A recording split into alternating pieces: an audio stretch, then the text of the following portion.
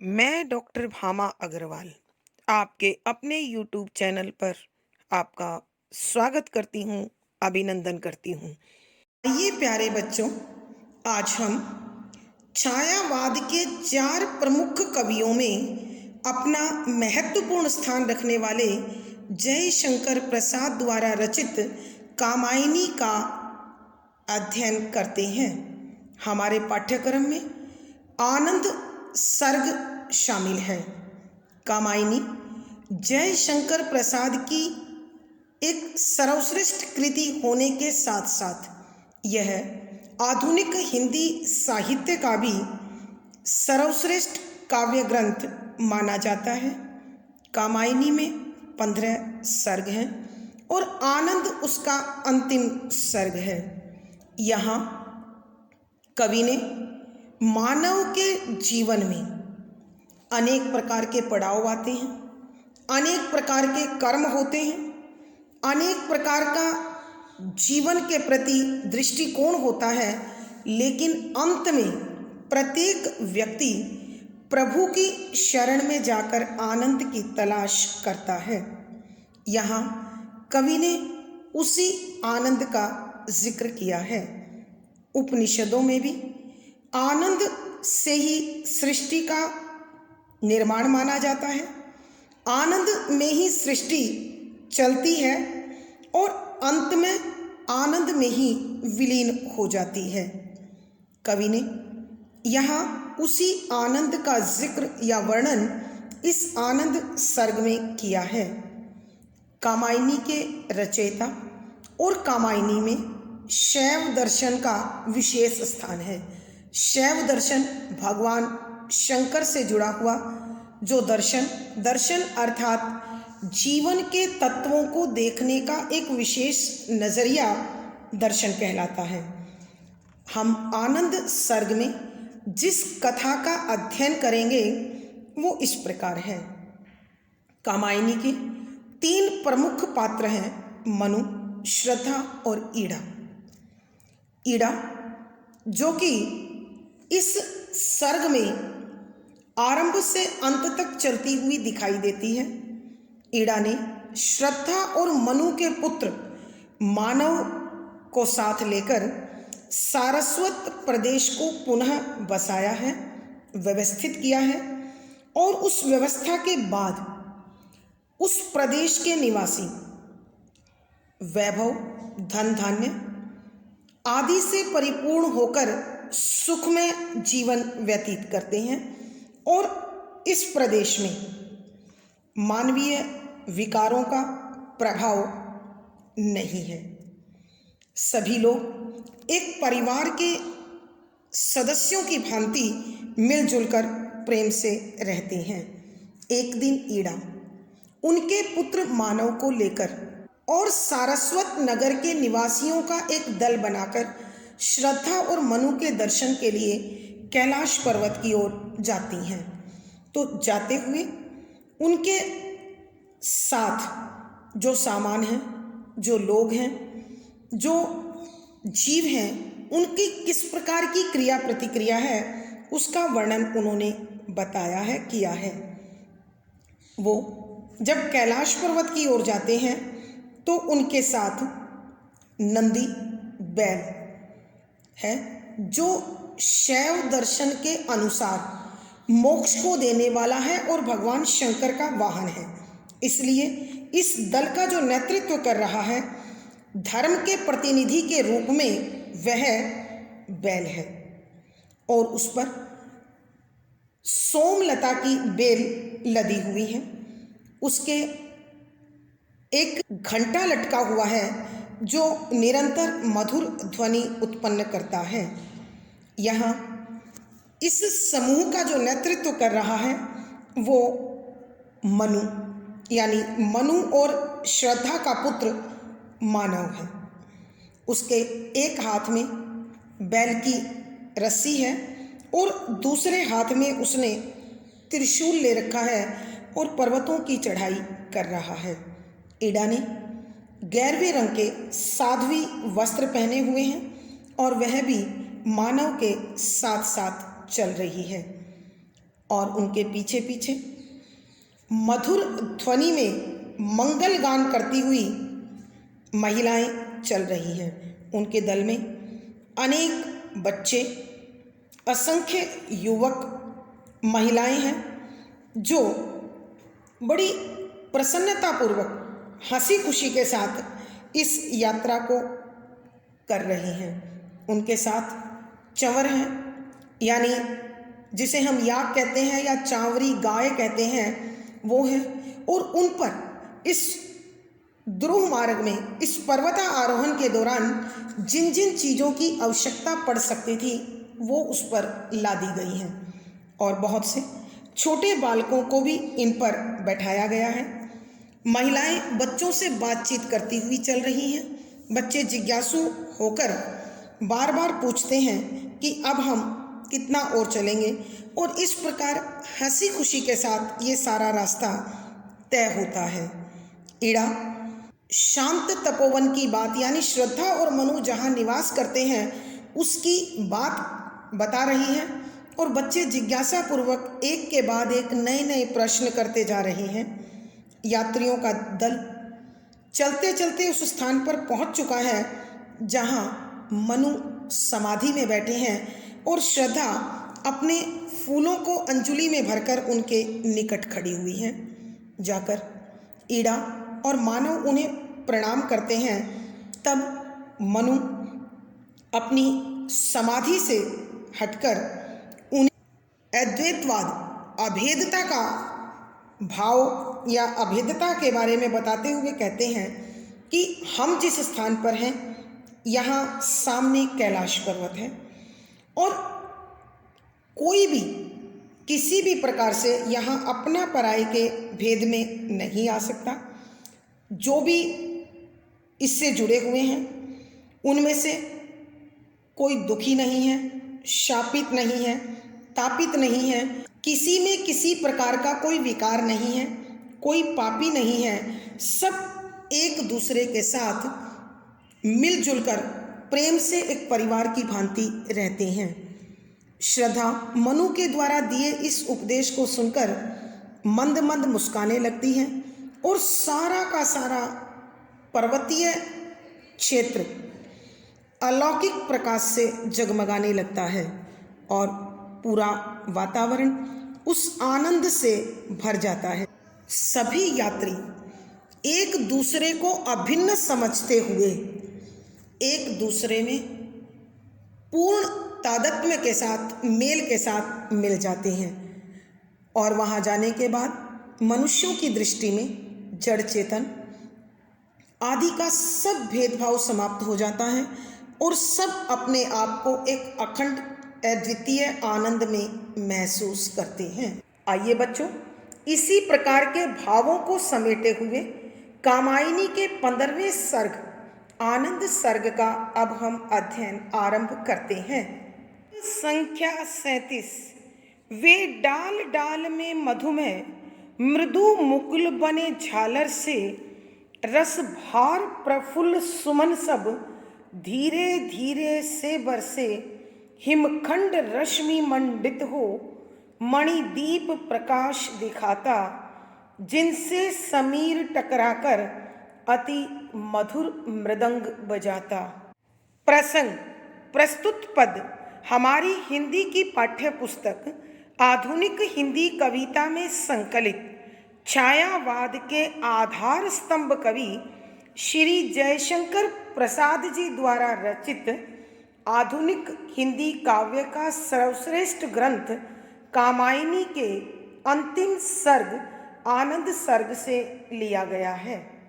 संदर्भ, यहाँ इस पद में कविवर कैलाश पर्वत, उसके निकट के वन क्षेत्र, वृक्षों, लताओं, मानसरोवर तालाब, बर्फ पर पड़ने वाली सूर्य की किरणों आदि के कारण जो मनोरम झांकी वहाँ बनी है, कैलाश और मानसरोवर के निकट बनी हुई है, कविवर उसका वर्णन करते हुए लिखते हैं कि व्याख्या शब्दों के अर्थ साथ साथ थे दिख रहे थे। डाल डाल, प्रत्येक डाली पर, शाखा पर, में मधुमय अर्थात मकरंद पराग कण से युक्त। मधु का शाब्दिक अर्थ शहद होता है, मिठास होता है, लेकिन शहद का निर्माण मकरंद और पराग से होता है, इसलिए यहाँ मधुमेह का अर्थ हुआ मकरंद से भरा हुआ। मृदु कोमल मुकुल, खिलने को तैयार कलियां बनी बनी हुई थी, झालर से, झालर की भांति अर्थात अत्यधिक मात्रा में लटकी हुई।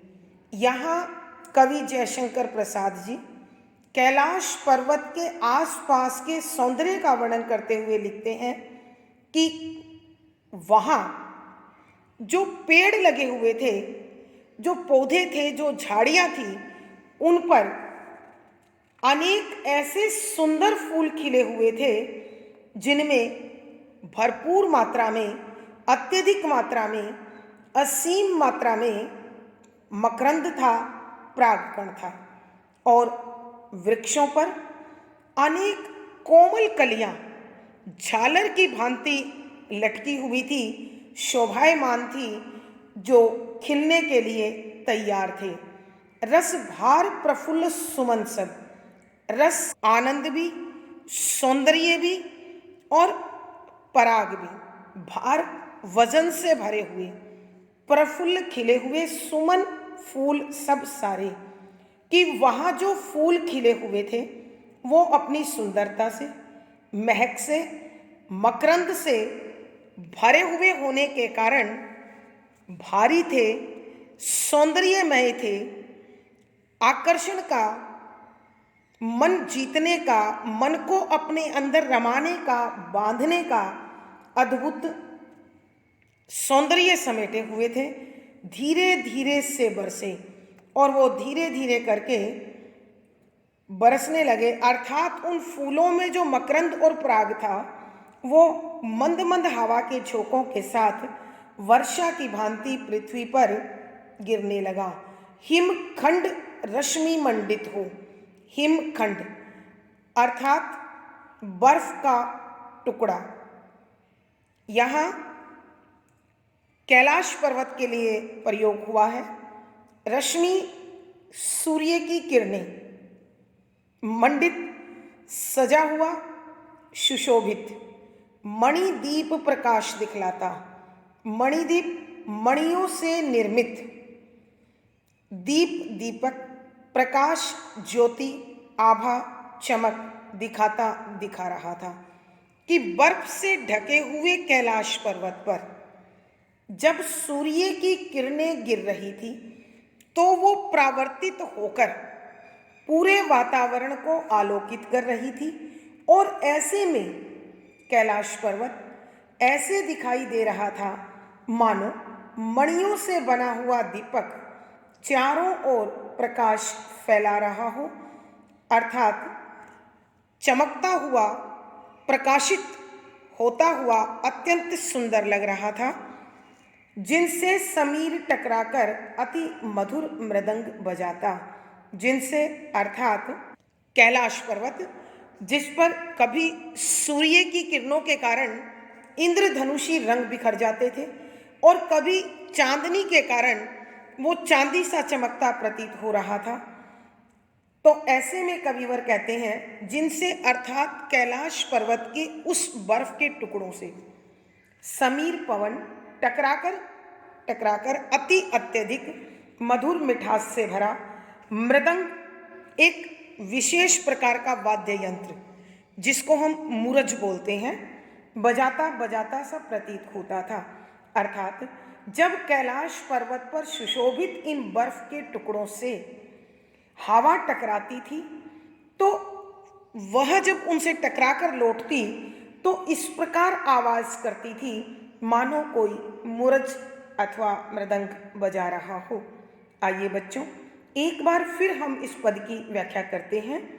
यहाँ कविवर जयशंकर प्रसाद जी कैलाश पर्वत और उसके आसपास के वन प्रदेश की सुंदरता का वर्णन करते हुए लिखते हैं कि थे डाल डाल में मधुमय मृदु मुकुल बने झालर से, कि वहाँ उस कैलाश पर्वत के निकट जो फूलों वाले वृक्ष लगे हुए थे, उन वृक्षों पर उगे हुए फूल अत्यधिक मकरंद से भरे हुए थे।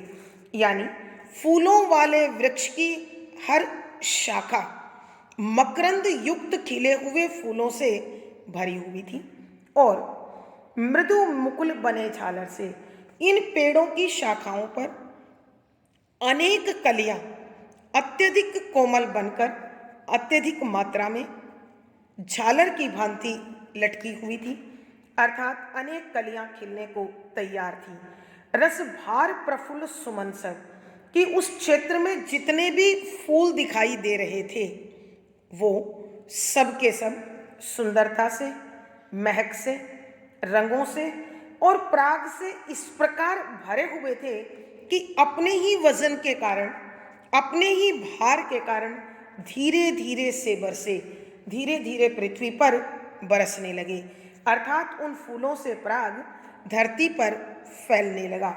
हिमखंड रश्मि मंडित हो, कि कैलाश पर्वत जो बर्फ से ढका हुआ था, उस पर जब सूर्य की किरणें गिरती तो ऐसा प्रतीत होता था कि वह हीरे से सजा हुआ हो अथवा मणिदीप प्रकाश दिखलाता, कि जब सूर्य की किरणें उससे परावर्तित होकर चारों ओर फैलती तो ऐसा लगता मानो मणियों से बना हुआ दीपक सारे वातावरण को प्रकाशित कर रहा हो, आलोकित कर रहा हो, उजला बना रहा हो।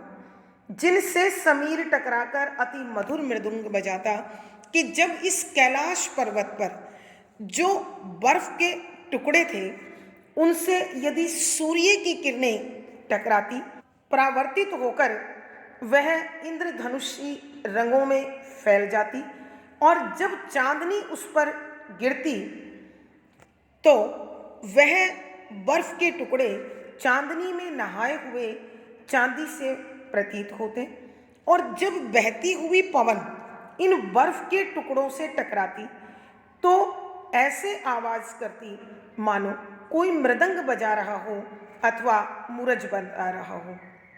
भावार्थ, कवि के कहने का भाव यह है कि कैलाश पर्वत अपनी अनुपम आभा के कारण अत्यधिक आकर्षक लग रहा था, और सारस्वत नगर के निवासी उसके जादू में बंधते जा रहे थे।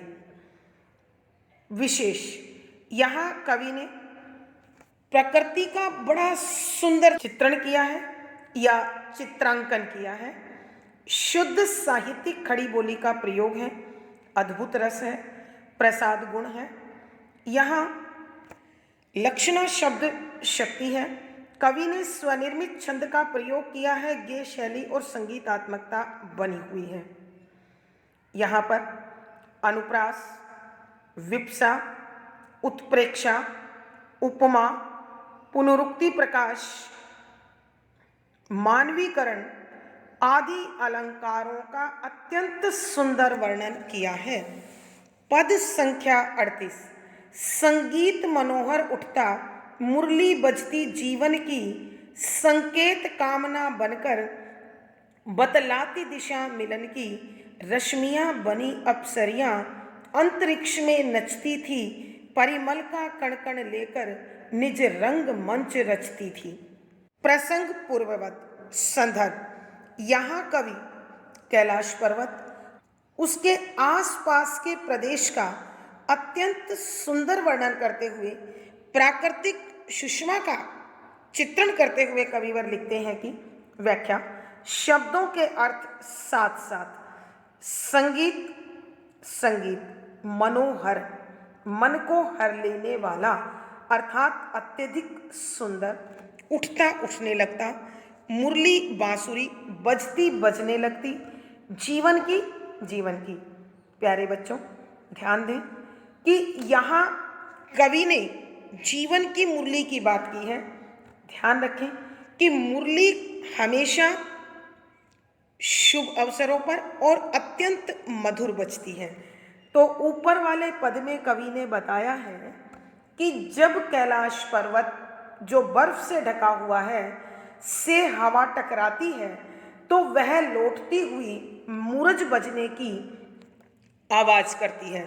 तो इस पद में कविवर बता रहे हैं कि वहाँ कैलाश के आसपास जो वन क्षेत्र है, जो वन प्रदेश है, वहाँ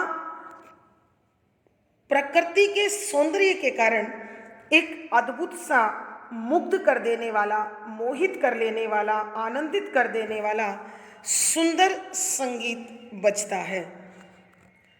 कवि कहते हैं कि यह मन को मोह लेने वाला सुंदर संगीत ऐसा प्रतीत होता है मानो अनेक राग रागनियाँ बज रही हों, और इस प्रकार इस संगीत के कारण सभी जीवों के जीवन आनंद से परिपूर्ण, सुख से भरे हुए, अत्यधिक प्रसन्न दिखाई देते हैं, सुनाई देते हैं, महसूस होते हैं। संकेत कामना बनकर, संकेत इशारा, कामना इच्छा बनकर बनकर कि उन प्राणियों में जो कैलाश पर्वत के निकट जाते हैं, उसके दर्शन करते हैं, उनमें जो आनंद होता है, उल्लास होता है, प्रसन्नता होती है, वही फिर उनके मन की सबसे बड़ी इच्छा अभिलाषा बन जाती है, और वह ऐसा लगता है कि इच्छा बनकर सभी का मार्गदर्शन करती है जीवात्मा और परमात्मा से मिलन की, मानव से मानव के हृदय को जोड़ने की।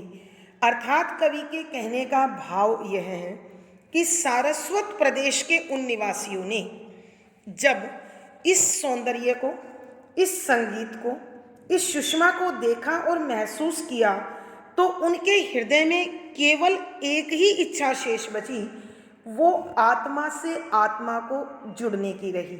उनके हृदय से राग विराग, ईर्ष्या द्वेष, अहंकार, भेदभाव आदि के सभी विकार खुद ब खुद मिटते चले गए, समाप्त होते चले गए, और उनके हृदय में केवल एक ही इच्छा शेष रही, और वो थी इस ईश्वरीय सत्ता का अभिन्न अंग बनने की। रश्मियाँ बनी अप्सरियाँ अंतरिक्ष में नचती थी। रश्मियाँ सूर्य की किरणें किरणें बनी बनी हुई थी। अप्सरियाँ नृत्यांगनाएं, कौन सी? जो देवलोक में नाचने वाली होती हैं, अप्सराएं। अंतरिक्ष, व्योम, आकाश में नचती सी प्रतीत होती थी कि उस समय आकाश में सूर्य की किरणें और चांदनी दोनों अप्सरा की भांति नृत्य करती सी महसूस हो रही थी। अर्थात कैलाश पर्वत के उस मनोरम, शांत, रमणीय वातावरण में जाकर सभी आपस में एक दूसरे से इस प्रकार मिल गए थे कि उनके विकार पूरी तरह से समाप्त हो गए थे। ऐसे में यूं प्रतीत हो रहा था कि आकाश में उनके इन मनोविकारों के मिटने के कारण अनेक अप्सराएं जो रश्मि थी उनके रूप में नृत्य कर रही थी। मल का कण कण लेकर परिमल, सुगंध, महक, का कण कण, छोटा छोटा कण अर्थात अणु परमाणु लेकर ग्रहण करके निज अपना रंगमंच, नाटक करने का स्थान रचती थी, बनाती थी। कि कविवर कह रहे हैं कैलाश पर्वत के आसपास रात के समय में जब ये चांदनी की किरणें या चांदनी चमकती तो ऐसा लगता मानो अनेक अप्सरियां, देवांगनाएं नृत्य कर रही हैं, और इन देवांगनाओं को जिस मंच की आवश्यकता होती थी वो मंच ऐसा लगता था मानो ये पृथ्वी के पराग कणों को ग्रहण करके रंगमंच का स्वयं के लिए निर्माण कर रही हूँ। अर्थात इतनी अधिक मात्रा में वहाँ फूलों पर पराग था जिसे देखकर ऐसा लगता था कि इस पराग के कारण रंगमंच तैयार हो रहा है। आइए बच्चों, हम एक बार फिर इस पद की व्याख्या करते हैं। यहाँ कवि जयशंकर प्रसाद जी कैलाश पर्वत के मनोरम वातावरण का वर्णन करते हुए लिखते हैं कि संगीत मनोहर उठता मुरली बजती जीवन की, कि वहाँ कैलाश पर्वत के आसपास प्राकृतिक घात प्रतिघातों के कारण हवा के चलने से, फूलों के खिलने से, पक्षियों के चहचहाने से, पेड़ लताओं के आपस में टकराने से एक अद्भुत प्रकार का संगीत उत्पन्न हो रहा था, जिससे ऐसा लगता था मानो अनेक राग रागनियाँ सुनाई दे रही हूँ।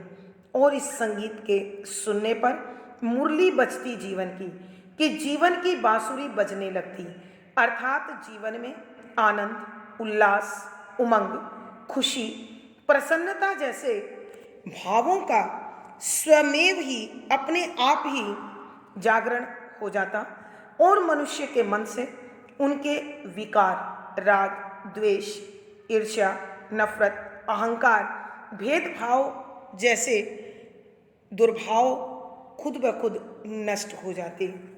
संकेत कामना बनकर बतलाती दिशा मिलन की।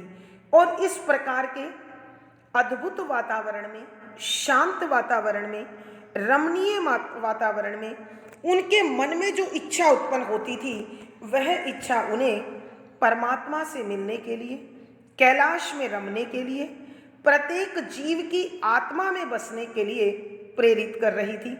अर्थात इस प्रकार सब दोषों का नाश और अच्छाइयों का मिलन हो रहा था। ऐसे पावन अवसर पर रश्मियां बनी अप्सरियां, कि आकाश में फैलने वाली सूर्य की किरणें तथा रात्रि में चंद्रमा से उत्पन्न चांदनी जो यहाँ वहाँ छिटकी हुई थी, बिखरी हुई थी, उसे देखकर ऐसा लगता था कि कैलाश के इस अनुपम सौंदर्य को देखकर आकाश में रहने वाली वो देवांगनाएं, नृत्यांगनाएं नृत्य करती सी प्रतीत होती थी और सारस्वत नगर के निवासियों पर मानो अपने भावों की, अपने आशीर्वाद की वर्षा कर रही हो। और इन नर्तकियों को जो रंगमंच तैयार चाहिए था, जो अभिनय के लिए स्थान चाहिए था, परिमल का कण कण लेकर निज रंगमंच रचती थी, कि वह फूलों पर उत्पन्न पराग के प्रत्येक कण को ग्रहण करके ऐसा लगता था मानो अपने नृत्य के लिए मंच तैयार कर रही हों। अर्थात कवि के कहने का भाव यह है कि कैलाश के आसपास का वह वातावरण अपने अद्वितीय, अलौकिक, अनुपम सौंदर्य के कारण सबको सद्भावना से, प्रेम से, ईश्वरीय सत्ता से मिलने के लिए प्रेरित कर रहा था। भावार्थ, कवि के कहने का भाव यह है कि कैलाश पर्वत के निकट का जो वातावरण था, जो रमणीयता थी, वह मनुष्य के विकारों का नाश कर वहाँ सद्भावों की स्थापना कर रही थी। विशेष यहाँ कवि ने कैलाश पर्वत के आसपास सूर्य की किरणों और चांदनी के प्रभाव का सुंदर वर्णन किया है। शुद्ध साहित्यिक खड़ी बोली का प्रयोग है, अद्भुत रस प्रसाद गुण है, यहाँ लक्षणा शब्द शक्ति है। कवि ने स्वनिर्मित छंद का प्रयोग किया है, गेय शैली और संगीतात्मकता है। यहाँ पर अनुप्रास, रूपक, मानवीकरण, पुनरुक्ति प्रकाश, उत्प्रेक्षा आदि अलंकारों का सुंदर सटीक प्रयोग हुआ है। पद संख्या 39। मानसल सी आज हुई थी हिमवती प्रकृति पाषाणी, उस लास रस में विह्वल थी हस्ती सी कल्याणी, वह चंद्र क्रीट रजत नग स्पंदित सा पुरुष पुरातन, देखता मानसी गोरी लहरों का कोमल नर्तन। प्रसंग पूर्ववत। संदर्भ, यहाँ कवि ने कैलाश पर्वत के प्राकृतिक सौंदर्य का वर्णन तो किया ही है, साथ में उस कैलाश को अनादि पुरुष परमात्मा शिव शंकर का प्रतिरूप स्वीकार किया है। प्यारे बच्चों, हम कैलाश पर्वत पर भगवान शंकर की समाधि मानते हैं और प्रभु के निकट होने के कारण वह कैलाश भी प्रभु का ही प्रतिरूप बन चुका है। यानी कवि यहाँ कैलाश को भगवान शंकर के रूप में देखते हुए वर्णन करते हैं कि मानसलसी आज हुई थी हिमवती प्रकृति पाषाणी। कि कवि जयशंकर प्रसाद जी कैलाश पर्वत के उस अनुपम प्राकृतिक सुषमा का वर्णन करते हुए लिखते हैं कि मानसल हृष्ट पुष्ट यानी शारीरिक उभार और कटाव से भरा हुआ, फूला हुआ। साथ साथ आज के दिन जब सारस्वत प्रदेश के निवासी वहां आए हुए थे, बनी हुई थी हिमवती, बर्फ से ढकी हुई प्रकृति, प्राकृतिक शोभा, पाषाणी पथरीली।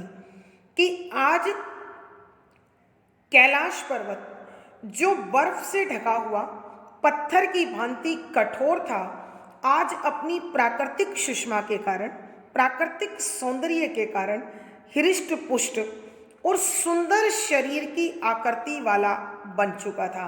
अर्थात कवि के कहने का भाव यह है कि आज सारस्वत प्रदेश के निवासियों के भावों ने इतनी अधिक भावना उसे समर्पित कर दी थी कि स्वयं कैलाश पर्वत को भी फूला हुआ सा, भावना से युक्त, हलचल में, गति में बना दिया था।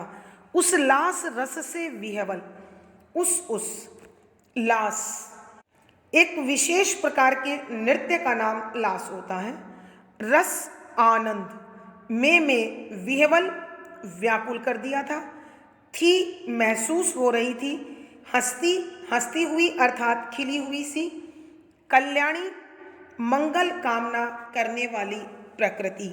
कि कवि कह रहे हैं उस कैलाश पर्वत के आसपास की जो प्राकृतिक सुषमा थी, उसे देखकर ऐसा लग रहा था मानो वह अपने प्रेम के भावों से लास नामक नृत्य करती हुई सी व्याकुल हो रही हो और उनके उस नृत्य को देखकर सबका कल्याण करने वाली प्रकृति हंसती सी, खिलखिलाती सी प्रतीत हो रही हो।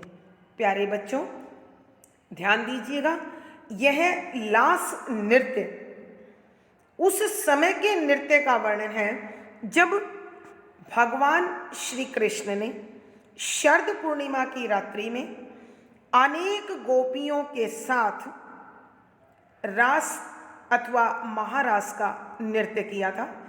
ऐसे समय में जो वहाँ आनंद था और प्रत्येक गोपी को अपना कृष्ण दिखा रहा था, वह लास ही था। यहाँ कवि के कहने का अभिप्राय यह है कि सारस्वत नगर के जितने भी निवासी थे, वो अपनी अपनी भावना के अनुरूप कैलाश के सौंदर्य को देख रहे थे, अनुभव कर रहे थे और अनुभूत कर रहे थे। वह अर्थात कैलाश पर्वत चंद्र चंद्रमा का किरीट मुकुट, रजत चांदी, नग पर्वत, स्पंदित, रोमांचित, भावुक, हलचल से भरा हुआ, सा पुरुष पुरातन, अनादि, अर्थात अनादि पुरुष भगवान शंकर।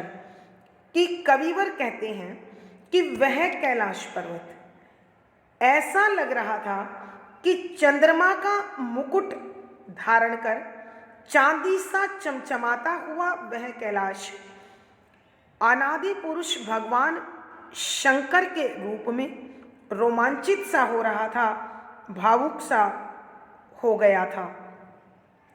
देखता मानसी गोरी, और वह भगवान शंकर अपनी प्रियतमा गौरी पार्वती मानसी मानसरोवर तालाब में उठने वाली लहरों का कोमल नर्तन, कि वहाँ जो लहराता हुआ जल लहरों के रूप में नृत्य करता सा प्रतीत हो रहा था, उसे देखकर भगवान शंकर रोमांचित हो रहे हों, प्रसन्न हो रहे हों।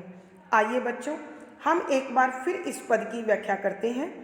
यहाँ कविवर बता रहे हैं कि मानसल सी आज हुई थी हिमवती प्रकृति पाषाणी, कि यह जो हिमालय पर्वत, यह जो कैलाश पर्वत बर्फ से ढका हुआ, पत्थर की भांति कठोर प्राकृतिक रूप धारण किए हुए था, आज सारस्वत नगर के निवासियों की भावना के कारण यह भी हृष्ट पुष्ट और अद्भुत शारीरिक सौष्ठव के साथ, सौंदर्य के साथ विराजित सा प्रतीत होता था। उस लास रस में विह्वल थी हस्ती सी कल्याणी थी, कि वहाँ जो प्राकृतिक सौंदर्य था उसे देखकर ऐसा लगता था मानो आज प्रकृति उसी लास नृत्य को दोहरा रही है जो कभी भगवान श्री कृष्ण ने शरद पूर्णिमा की रात्रि में गोपियों के साथ यमुना नदी के किनारे पर किया था। तो आज प्रकृति भी उसी प्रकार कैलाश के इर्द गिर्द अपने सौंदर्य के साथ नृत्य करती सी प्रतीत होती थी। और जो कल्याणकारी प्रकृति का रूप है या प्रकृति का कल्याणकारी रूप है, वह हंसता सा, खिलखिलाता सा, आनंदमय प्रतीत हो रहा था। वह चंद्र किरीट रजतनग स्पंदित सा पुरुष पुरातन, कि वह कैलाश पर्वत चंद्रमा का मुकुट धारण किए हुए अनादि पुरुष भगवान शंकर की भांति रोमांचित सा दिखाई दे रहा था, और ऐसा लग रहा था मानो स्वयं भगवान शंकर चांदी का चंद्रमा वाला मुकुट धारण कर देखता मानसी गोरी लहरों का कोमल नर्तन। मानसरोवर तालाब में जो निर्मल पवित्र जल भरा हुआ था और लहरा रहा था, उन लहरों के नाच को वह माता पार्वती के रूप में अत्यंत भावुक होकर, रोमांचित होकर देख रहा हूँ। अर्थात कवि के कहने का भाव यह है कि कैलाश पर्वत और उसके आसपास का क्षेत्र सारस्वत नगर के निवासियों की भावना के कारण अत्यधिक मनोरम और सजीव हो उठा था।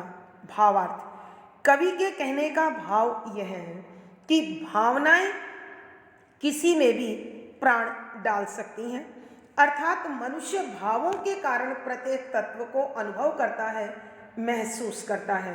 विशेष यहाँ कवि ने कैलाश पर्वत की सुंदरता का बड़ा मनोरम और अनुपम वर्णन किया है।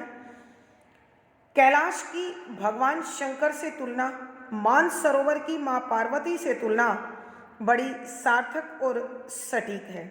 यहाँ शुद्ध साहित्यिक खड़ी बोली का प्रयोग है, लक्षणा शब्द शक्ति है, यहाँ श्रृंगार रस और माधुर्य गुण है। कवि ने स्वनिर्मित छंद का प्रयोग किया है, गेय शैली और संगीतात्मकता है। यहाँ पर अनुप्रास, उपमा, उत्प्रेक्षा, स्वर मैत्री, मानवीकरण, श्लेष आदि अलंकारों का बड़ा सुंदर सटीक वर्णन हुआ है। पद संख्या 40।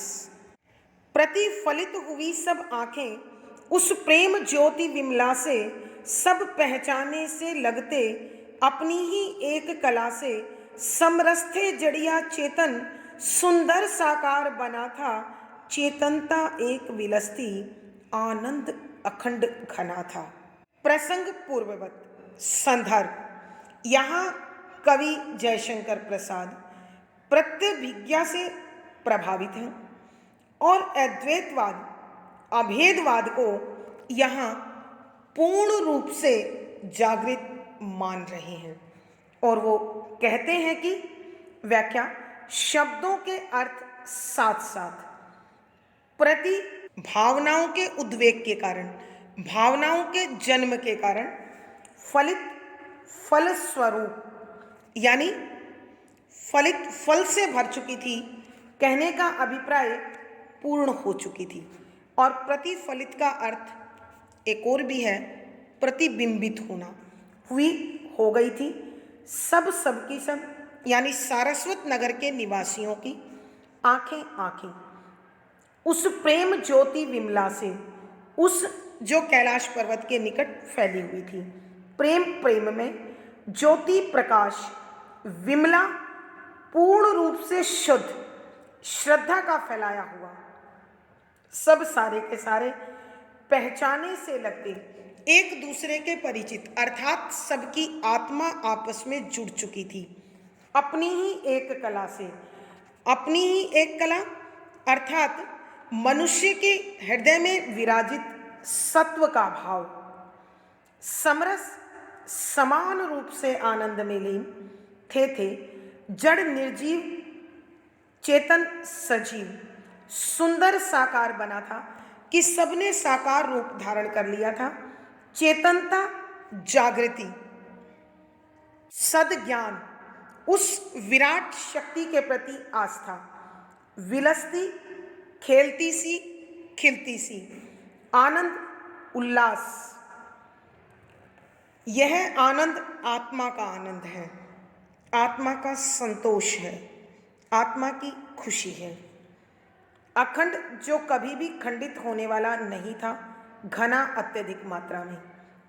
तो प्यारे बच्चों सुनिए, यहाँ कवि जयशंकर प्रसाद जी कैलाश पर्वत के निकट सारस्वत नगर के निवासियों के मनोभावों को, उनके चेहरों के हाव भावों को, उनके मन की भावनाओं को उजागर करते हुए लिख रहे हैं कि प्रतिफलित हुई सब आंखें उस प्रेम ज्योति विमला से, कि वहाँ जो मनु और श्रद्धा थी, श्रद्धा की कोमल भावनाओं के कारण, उसके ममतालु व्यवहार के कारण, उसके द्वारा फैलाए गए प्रेम के प्रकाश के कारण सभी आंखों में केवल वह प्रेम ही प्रतिबिंब बनकर दिखाई दे रहा था। अर्थात सभी सारस्वत प्रदेश के निवासी अत्यंत प्रेममय होकर एक दूसरे के साथ वैसा ही प्रेममय व्यवहार कर रहे थे। सब पहचाने से लगते कि वहाँ जितने भी लोग थे उनके मन से सब प्रकार के विकार समाप्त हुए और सब एक को ठीक अपनी ही भावनाओं के अनुरूप समझ रहे थे, महसूस कर रहे थे अपनी ही एक कला से, कि उन सब के अंदर वो भाव जागृत हो चुका था, वो भावना पैदा हो गई थी जो परमपिता परमात्मा अथवा विराट शक्ति श्रद्धा ने उत्पन्न कर दी थी।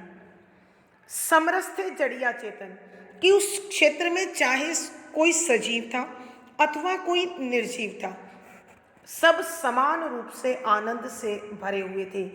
अर्थात सब में उस अनादि पुरुष भगवान शंकर का आनंद उत्पन्न हो गया था, सुंदर साकार बना था कि वह उस प्रकृति के प्रत्येक अंग में समान रूप से आकार प्राप्त करके जागृत हो गया था। अर्थात वो भावना प्रत्येक वस्तु में उत्पन्न हो गई थी, प्रत्येक वस्तु अथवा तत्व उसी भावना से भरा हुआ प्रतीत हो रहा था।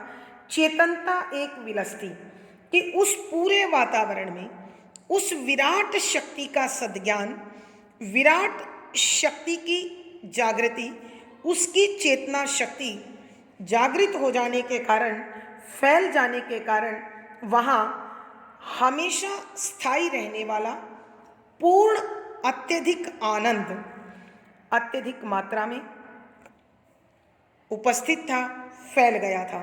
अर्थात कैलाश पर्वत के निकट जितने भी प्राणी थे वो सब आनंद में खोए हुए थे, आनंद से भरे हुए थे और आनंदमय व्यवहार कर रहे थे। आइए बच्चों, हम एक बार फिर इस पद की व्याख्या करते हैं। प्रतिफलित हुई सब आंखें उस प्रेम ज्योति विमला से। यहाँ कवि जयशंकर प्रसाद जी कैलाश पर्वत के प्राकृतिक सौंदर्य के साथ साथ मनु और श्रद्धा के कोमल व्यवहार का वर्णन भी करते हैं और कवि कहते हैं कि जब श्रद्धा ने अपने उस फैलाए गए प्रेम के भाव का, प्रेम के प्रकाश का प्रभाव सारस्वत नगर के निवासियों पर देखा, उसके कारण सभी लोगों की आंखों में प्रेम झलक रहा था, प्रतिबिंबित था, दिखाई दे रहा था। अर्थात कहने का भाव यह है कि श्रद्धा के प्रेम व्यवहार के कारण उसके ममतालु भाव के कारण प्रत्येक निवासी के मन में भी वैसा ही सुंदर स्नेह भरा भाव जन्म ले गया और वो सब के सब श्रद्धा के प्रति कृतार्थ हो गए, नतमस्तक हो गए, भावुक हो गए। और उस समय कैलाश पर्वत के निकट जो भी प्राणी मौजूद था उनके हृदय में सब पहचाने से लगते अपनी ही एक कला से कि अपनी आत्मा की शक्ति के कारण सभी एक दूसरे के निकटतम साथी से, परिवार के सदस्य से और अपने शरीर के अंश की भांति प्रतीत होने लगे। अर्थात कवि के कहने का भाव यह है कि उस वातावरण में जाने के कारण सभी प्राणियों के मानसिक विकार, दुर्भावनाएं सब समाप्त हो गई और वहां केवल आनंद शेष रहा। समरस्थे जड़िया चेतन कि उस कैलाश पर्वत के क्षेत्र में चाहे कोई सजीव था अथवा निर्जीव था, वो सब सुंदर साकार बना था कि सब आनंद का आकार लेकर उपस्थित हो गए थे। अर्थात प्रत्येक तत्व में उसकी आकृति बनावट के अनुसार आनंद जाकर विराजित हो गया था और आनंद ने वही रूप धारण कर लिया था। चेतनता एक विलसती आनंद अखंड घना था कि अब उस विराट शक्ति का सद्ज्ञान, उस विराट शक्ति की जागृति, उस विराट शक्ति की आत्मिक भावना खिली हुई सी, क्रीड़ा करती सी, आनंद में भरती सी प्रतीत हो रही थी और उस वातावरण में चारों ओर अत्यधिक मात्रा में आनंद, उल्लास, उमंग और प्रसन्नता फैली हुई थी। अर्थात कवि के कहने का भाव यह है कि कैलाश पर्वत के निकट सभी प्राणी आनंदमय थे, आनंद बांट रहे थे और आनंदमय व्यवहार कर रहे थे। भावार्थ कवि के कहने का भाव यह है कि जब उस विराट शक्ति का आशीर्वाद हमें प्राप्त होता है तो फिर जीवन में अद्भुत आनंद मिलने लगता है। विशेष यहाँ कवि ने प्रत्यभिज्ञा दर्शन के अभेदवाद का, अद्वैतवाद का वर्णन किया है और कवि बता रहे हैं कि समरसता का असर जड़ और चेतन सभी पर पूर्ण रूप से हो रहा था। यहाँ दृश्य बिंब का प्रयोग हुआ है। कवि ने शैव मत के अनुसार यहाँ वर्णन किया है। शुद्ध साहित्यिक खड़ी बोली का प्रयोग है। शांत रस प्रसाद गुण है। लक्षणा शब्द शक्ति है। कवि ने स्वनिर्मित छंद का प्रयोग किया है। गेय शैली और संगीतात्मकता बनी हुई है। यहाँ पर अनुप्रास, मानवीकरण, रूपक, अतिशयोक्ति, उल्लेख आदि अलंकारों का सुंदर सटीक प्रयोग किया है। प्यारे बच्चों, आज इस पद के साथ ही हमारे आनंद सर्ग का हम समापन करते हैं। आज की कक्षा बस यहीं तक। अगली वीडियो में फिर मुलाकात होगी। पिछली वीडियो का लिंक आपको डिस्क्रिप्शन बॉक्स में मिल जाएगा। आशा है पढ़ा गया विषय आपको समझ आया होगा और आनंद भी आया होगा। वीडियो को लाइक करें, शेयर करें और चैनल सब्सक्राइब करें। आपका दिन और जीवन मंगलमय हो, इसी शुभकामना के साथ आभार, धन्यवाद।